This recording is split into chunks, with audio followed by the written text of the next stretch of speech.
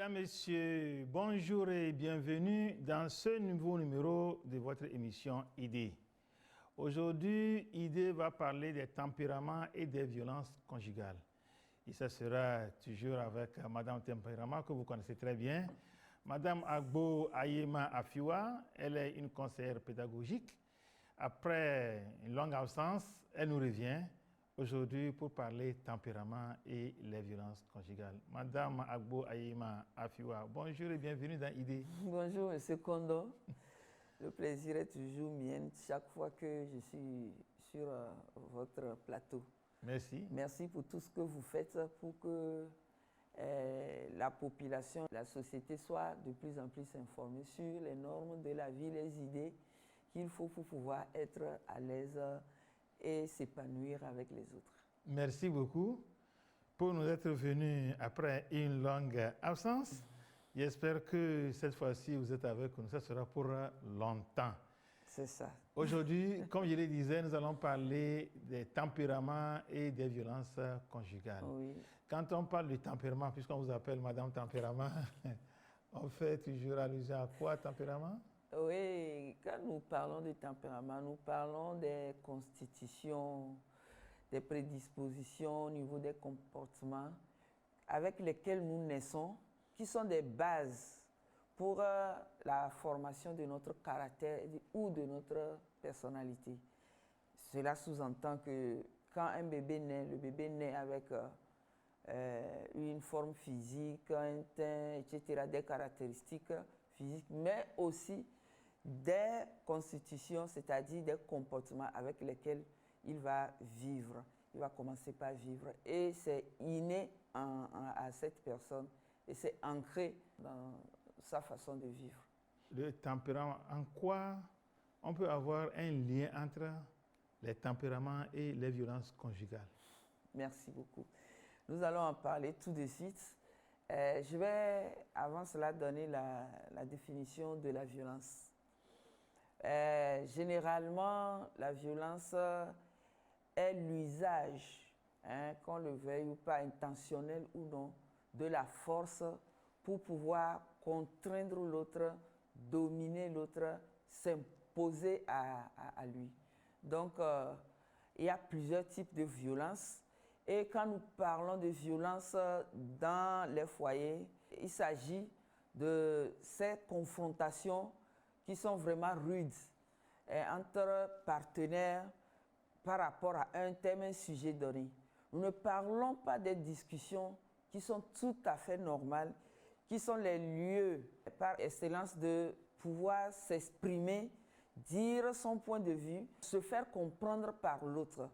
Et c'est normal quand il y a des discussions qui des fois virent vers les disputes, mais quand même qui sont légères, c'est normal. Parce que sans ces genres de confrontations qui sont bénis, on ne peut pas se comprendre, se connaître et vivre ensemble.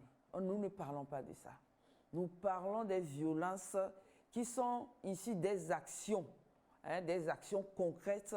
Par exemple, le tabac d'un conjoint, c'est-à-dire un conjoint qui bat à sang son partenaire. C'est de ces genres de violences que nous parlons. Et je vous disais qu'il y a plusieurs sortes de violences. Il y a par exemple la violence verbale. D'aucuns pensent qu'ils ne sont pas violents juste parce qu'ils ne tapent pas leur conjoint. Je voudrais qu'on sache qu'il y a la violence verbale. Quand je ne sais pas parler, quand je diminue, je rabaisse l'autre, quand psychologiquement je mets mal à l'aise mon conjoint, je peux dire que je suis une personne violente et j'exerce la violence verbale. Quand une femme dit à son mari, toi aussi tu es un homme, ça, tu es un homme, toi tu te considères parmi les hommes. C'est des mots qui sortent à la va-vite, mais qui font effet très amer à l'endroit de la personne à qui on parle. Il y a des partenaires qui disent ces genres de mots, des phrases, et après demandent pardon. L'autre pardonne, mais le fait est que les mots restent toujours quand on les fait sortir et quand ça blesse. Il faudra du temps pour pouvoir amener cette personne à pouvoir avoir confiance en vous. Vous allez vous dire que j'ai juste dit quelque chose, mais ça a créé des dégâts dans la vie de l'autre. Il y a des hommes, par exemple, qui disent à leur femme, toi aussi, tu penses que, regarde, tu n'es même pas belle, tu ne mérites pas d'être une femme. Attention, quand on commence par dire des choses comme ça, la femme commence par intégrer cela dans sa vie et un jour, vous allez constater qu'elle ne sera plus cette femme que vous avez rencontrée parce que vos verbes, vos mots l'ont diminué. Il faut vraiment, vraiment faire attention quand nous ne sommes pas en accord avec notre conjoint et que nous sommes en discussion ou en dispute. Il ne faut pas aller aux émotions et faire sortir du n'importe quoi et après revenir demander pardon. Il y a les mots qui restent. Quand par exemple vous êtes avec votre conjoint et que vous dévalorisez peut-être sa famille, votre belle famille, et vous croyez que c'est normal parce que vous êtes en train de vous disputer. Voilà. C'est normal. Et après, vous dites, oh, on est en train de se disputer, c'était des disputes, hein, il faut oublier ça. Ça ne s'oublie pas malheureusement. Et il y a des tempéraments qui oublient, mais des tempéraments qui n'oublient pas. Donc, des genres de mots rabaissants, dégradants, il faut faire l'effort de ne pas les utiliser dans nos foyers. Et généralement, on dit dans notre jargon élevé que quand on te met au monde, fais l'effort de toi-même aussi te renaître. C'est-à-dire que, certes, peut-être tu as de ces mots que tu as entendus quand tu étais enfant ou bien dans ton environnement, mais quand on grandit, il faut savoir choisir les mots qu'il faut pour pouvoir s'adresser aux autres. Et surtout, quand on est entre adultes, chacun a sa valeur. Ce n'est pas parce que l'autre est rentré dans ma vie que cette personne va perdre autant sa valeur à mes yeux pour que je la dénigre à volonté. Et ça peut tuer. Je crois que la violence verbale, c'est un outil, c'est un fusil qui a des balles, mais qu'on ne voit pas.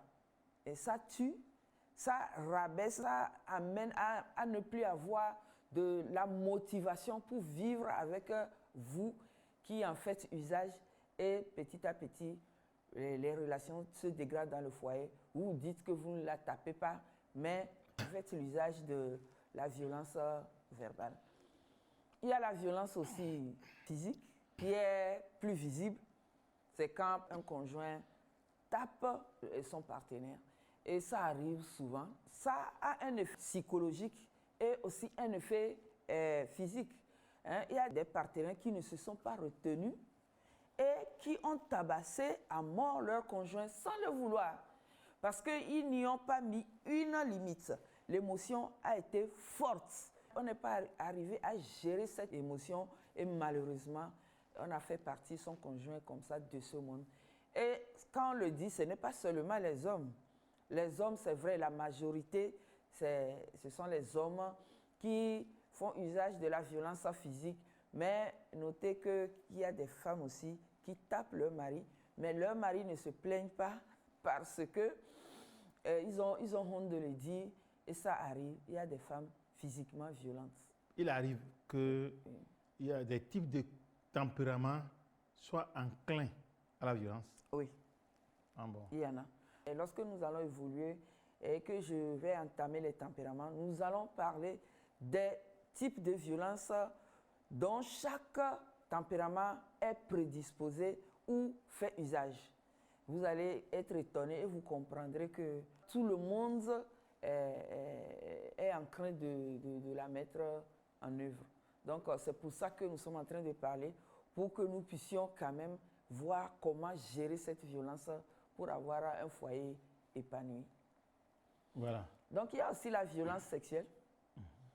Quand monsieur revient du boulot, mange, se repose un peu, et que la nuit au lit, il tombe sur la femme, comme ça, sans demander son avis, sans des préliminaires, et la femme se sent violée parce que la femme, lors des rapports sexuels, se sent femme quand elle se sent sollicitée. Voilà, sollicitée de façon respectable. Voilà. Donc, quand elle ne se sent pas sollicitée, elle se sent violée. Et ça, c'est une violence, comment dire, sexuelle qui n'aide pas à avoir des bons moments de rapport sexuel dans le couple. Il y a des femmes même qui quittent le foyer pour cela parce qu'elles ne supportent plus cette façon de faire. Et il y a des femmes aussi qui ont recours à la violence sexuelle lorsqu'elles refusent en permanence les rapports sexuels à leur conjoint. Parce que l'homme se sent homme, viril, quand, lorsqu'il demande, il fait la demande des rapports sexuels, que cette demande est approuvée, et il se sent homme, il se sent accepté par son conjoint. Mais chaque fois, quand il vient et qu'on lui refuse les rapports sexuels, cet homme se sent rejeté, rabaissé, diminué. Vous ne pouvez pas imaginer psychologiquement ce que ça fait. C'est vrai, il faut qu'on s'entende pour les rapports sexuels, mais on ne va pas tout le temps, du lundi à dimanche, refuser les avances de son homme. Et ça agit sur cette personne, sur cet homme. Et cet homme n'a plus tellement envie de vous-même en journée. Vous ne l'inspirez plus, vous n'êtes plus séduisante. Et c'est une violence psychologique. Je suis en train d'aller sur les violences psychologiques, qui est aussi sexuelle. Donc, que l'homme ne fasse pas violence à sa femme au lit, que les rapports sexuels soient consentants et que chacun en jouisse. On ne parlera plus de violence sexuelle. Violence psychologique, j'ai déjà amorcé cela. Un homme qui est rejeté toutes les fois psychologiquement se sent violenté.